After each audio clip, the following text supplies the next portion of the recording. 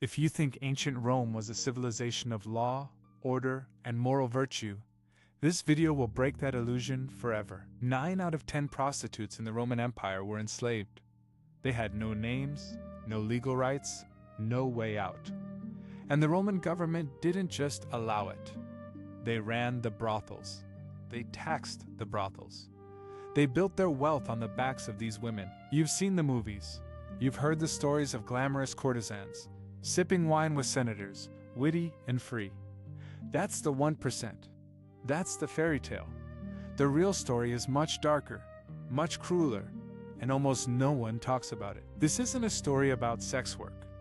This is a story about slavery, about revenge, and about the dirty secret Rome buried under 2,000 years of marble and glory. Today, we follow 2 women who lived this nightmare. One was stolen from her home, forced into a state brothel, and fought back in the only ways she could.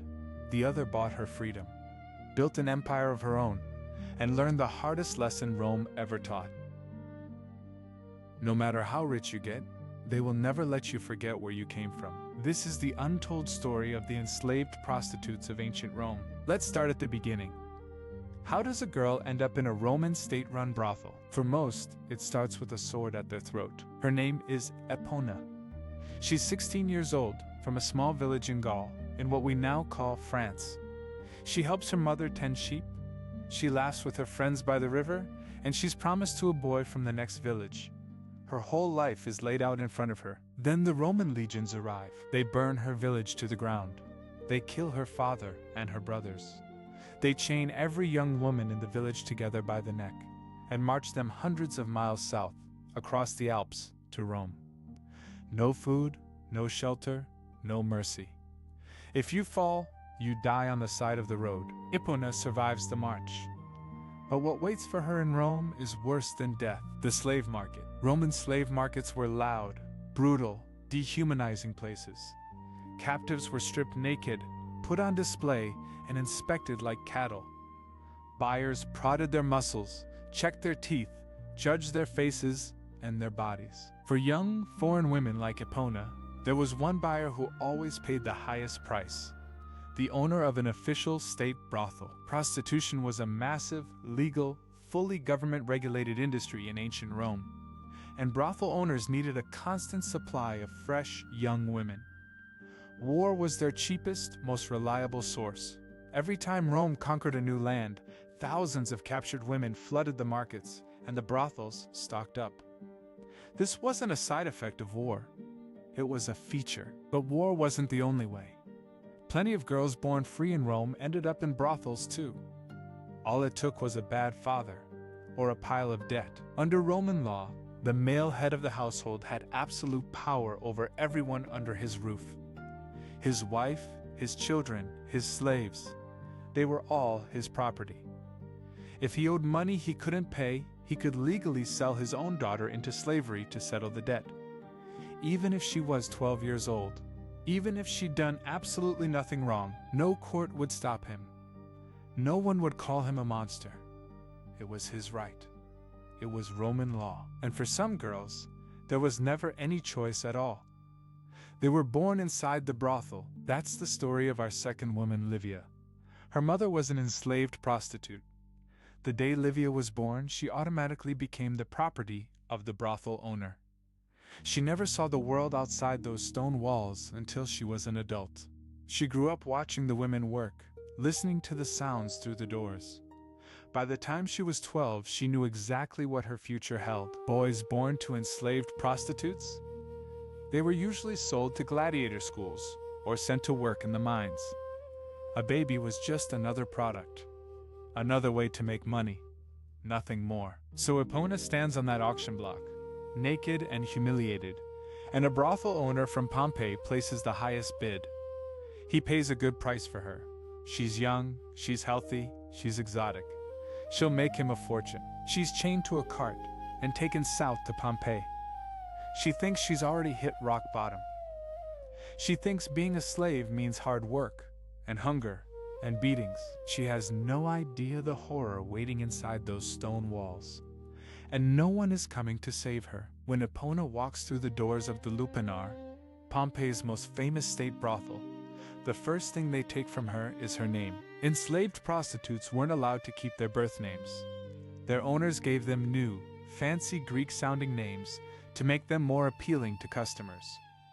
Epona, the girl from Gaul, becomes Cetheris. It doesn't matter if she answers to it.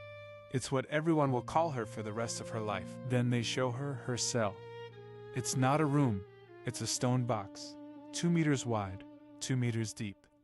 No window, no light, nothing but a hard stone bed and a thin, scratchy blanket. The door bolts from the outside. She will be locked inside when she's not working. This is where she will eat, sleep, and receive customers every single day, for as long as she's useful. Now, thanks to the eruption of Mount Vesuvius, we know exactly what these brothels look like. Pompeii buried them in ash and preserved every single detail. And what archaeologists found is shocking. The Lupanar had 10 small cells, 5 on the first floor, 5 on the second. Each one had that same stone bed. The walls were covered in explicit paintings, showing different positions and services. Basically a menu for customers. And the prices? They were written right on the wall. The cheapest service cost one as roughly the same price as a cup of wine, a loaf of bread.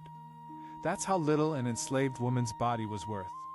A few cents in today's money. Customers paid the fee at the front desk. The woman never saw a single coin of it.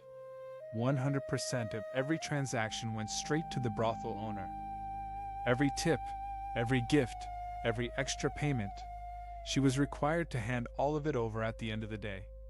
If she hid even one coin, she'd be beaten, starved, locked in a dark closet for days. They worked 16 hours a day, every single day. No weekends, no holidays, no sick days. If you had a fever, if you were bleeding, if you could barely stand, you worked anyway. A woman who couldn't work was a woman who wasn't making money. And a woman who wasn't making money was worthless. And here's the fact that will change how you see Rome forever. The Roman government didn't just look the other way. They profited directly. State-run brothels paid a special tax straight to the Roman treasury. Every single transaction was taxed. Every time an enslaved woman was forced to see a customer, the empire made money. Emperors collected that tax. Senators voted on it. This wasn't some seedy underground crime. This was official state policy. Rome built its glory, its temples, its armies, on the bodies of enslaved women. And then they called those women immoral. Another shocking detail most people don't know. Enslaved prostitutes were forced to wear men's togas in public. Respectable Roman women wore a long, modest dress called a stola. Prostitutes were forbidden from wearing one. Instead, they had to wear the toga, the traditional garment of free Roman men. This wasn't a privilege. It was a badge of shame. It was a way to mark them publicly, so everyone on the street knew exactly what they were. So they could never pretend to be a real woman, so they could never blend in. Rome wanted everyone to know, these women are not like us. They are outside society. They are less than human. Now, put yourself in Epona's place. You're locked in a stone cell. You have no name, no money, no rights.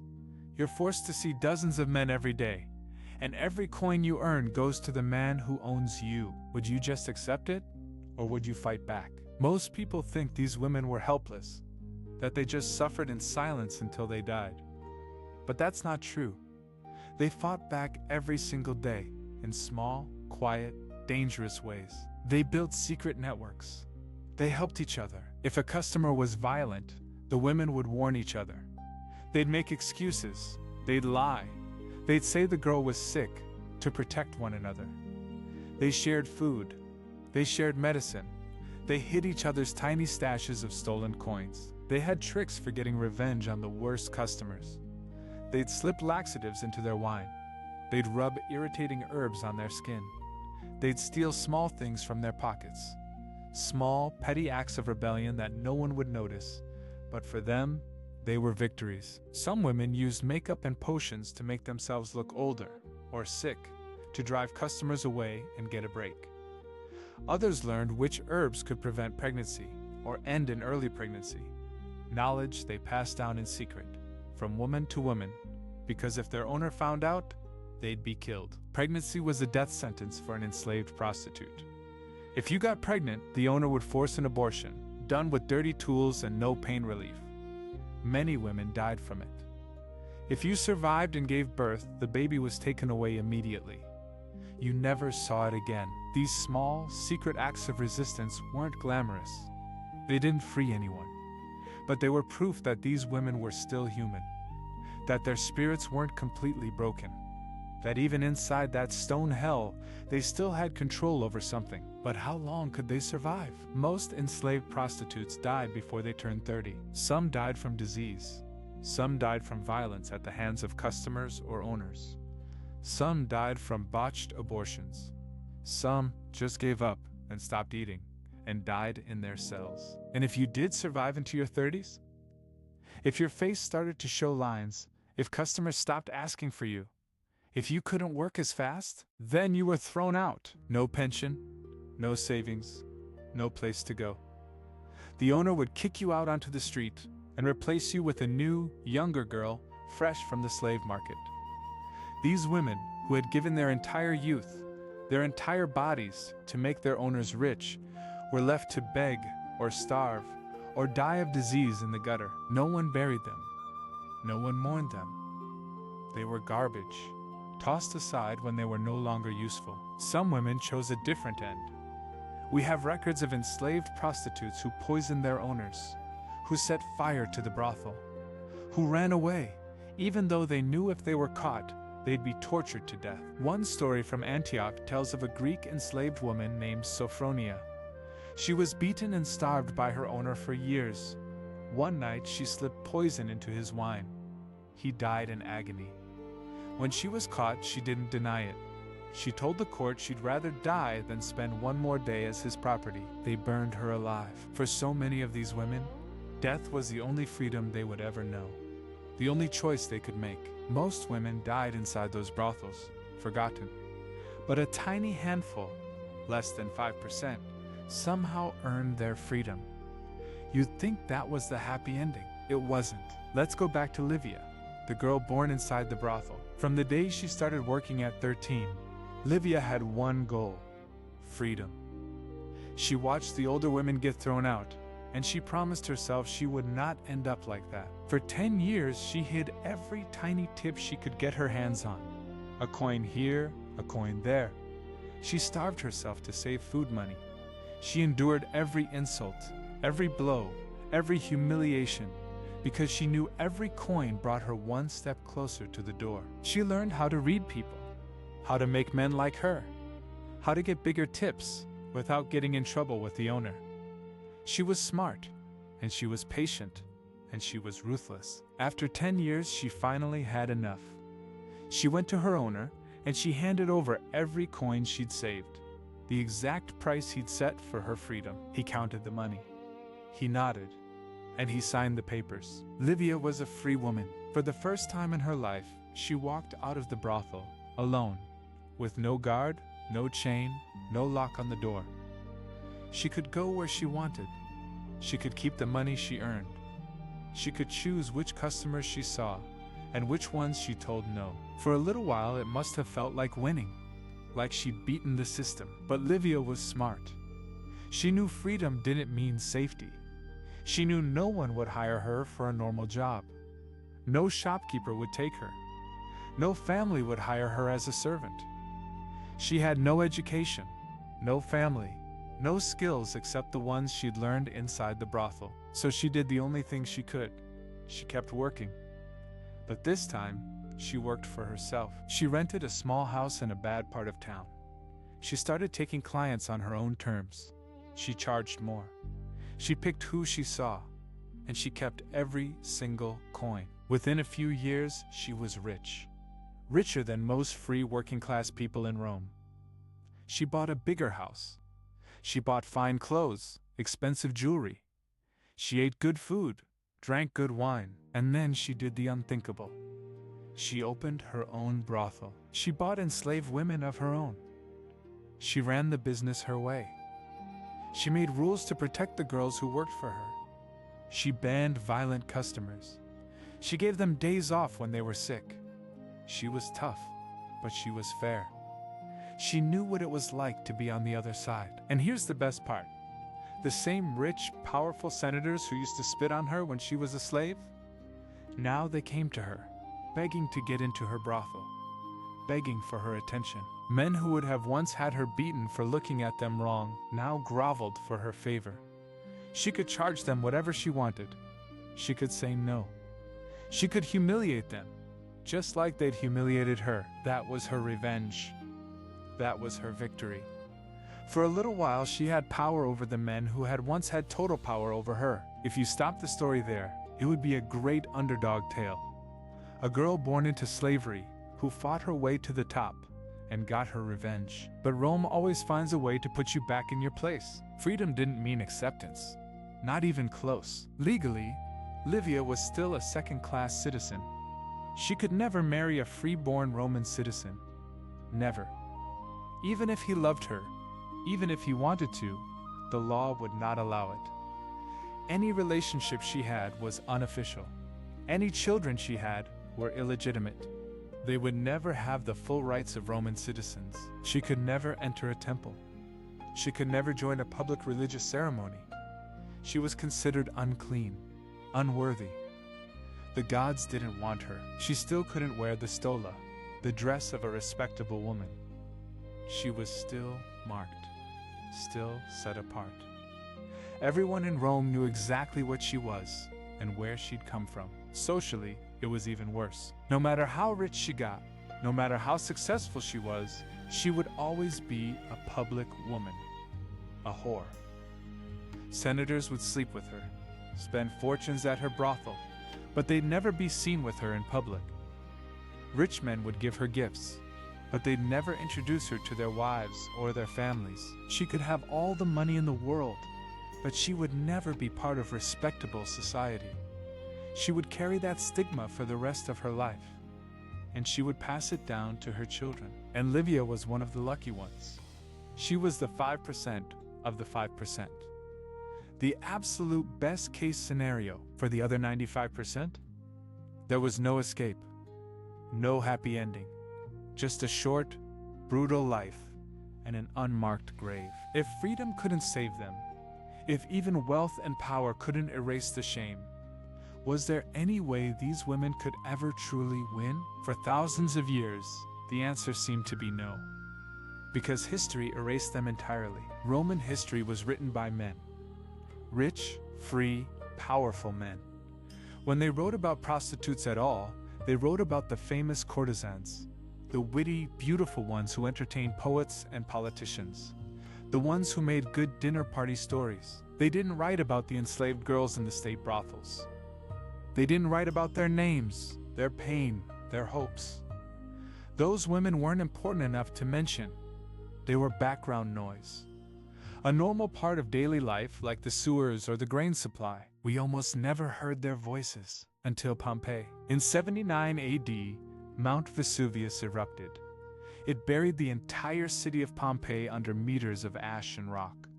It froze everything in time, including the brothels. When archaeologists dug up the Lupanar, they found something incredible. All over the walls, scratched into the plaster, were graffiti. Hundreds of them. Some were from customers, bragging about what they'd done. Some were crude jokes. But many of them were from the women who worked there. They scratched their real names. Not the fake Greek names their owners gave them, but the names their mothers gave them. Epona, Maria, Daphne.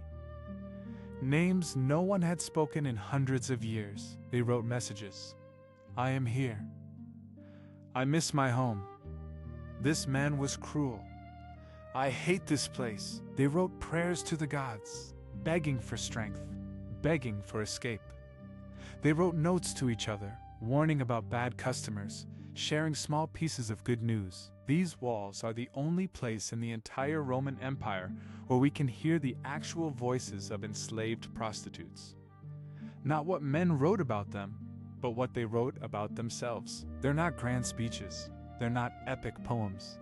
They're just small, human messages, scratched into a wall by a woman trapped in a cell, hoping someone would see them, hoping someone would know she existed. And for 2,000 years, no one did.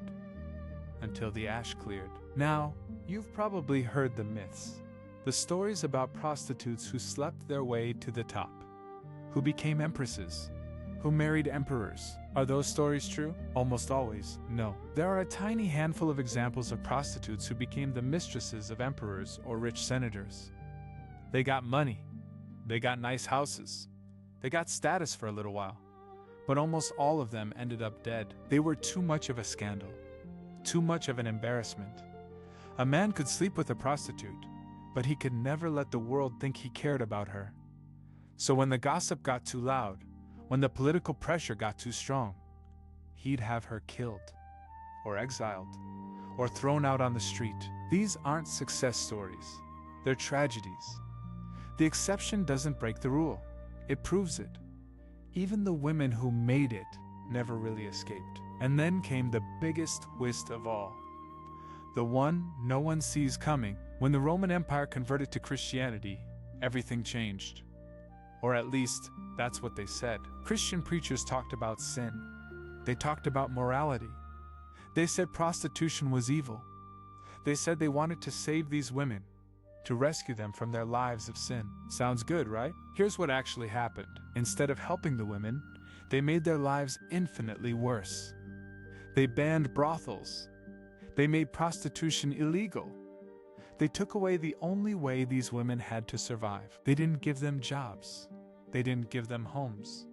They didn't give them food or money. They just took away their livelihood and called it salvation. Women who had once worked in state brothels, protected at least a little by the rules, were now forced to work on the streets, in secret, in far more dangerous conditions. Violence against them skyrocketed.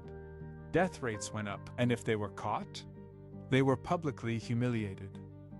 Their hair was cut off. They were paraded through the streets. They were beaten. In some cases, they were burned alive. The same men who called themselves holy, who preached about love and forgiveness, treated these women worse than the old Roman pagans ever did. Rome had used their bodies for profit. Now the church used their suffering for moral grandstanding. And neither one ever saw them as human. That's the real tragedy of this story. It didn't matter who was in charge. It didn't matter if the empire was pagan or Christian. These women always lost. They were always the ones who paid the price. This isn't just an ancient story. Today, millions of women and girls around the world are still trapped in forced sex work. Still bought and sold. Still treated like property. The faces change. The places change. But the cruelty is the same. The story of these Roman women isn't just a lesson about the past. It's a reminder. A reminder that when we strip people of their rights, when we treat them like products, when we look away and pretend it's none of our business, this is what happens. These women lived 2,000 years ago, but their fight isn't over. Not yet. They weren't just prostitutes. They were daughters. They were sisters. They were girls who were stolen from their homes. They were women who suffered every single day just to survive. They were people. Their lives were short. Their deaths were unremarked. But they were real. And their story deserves to be told. Now I want to hear from you. If you were trapped in that life, if you had no rights, no freedom, no way out, would you fight back even if it meant certain death? Drop your answer in the comments below. I read every single one. And tell me, did any of these facts surprise you? Did you know the Roman government ran and taxed brothels? I'd love to hear your thoughts. If this story mattered to you, if you think these women deserve to be remembered, please give this video a like. It helps the algorithm push this story out to more people, so more of us can hear their voices. If you want more deep dives into the forgotten women of ancient history, the ones the textbooks left out, hit that subscribe button and turn on all notifications. We've got so many more stories to tell. Thank you for watching and for remembering.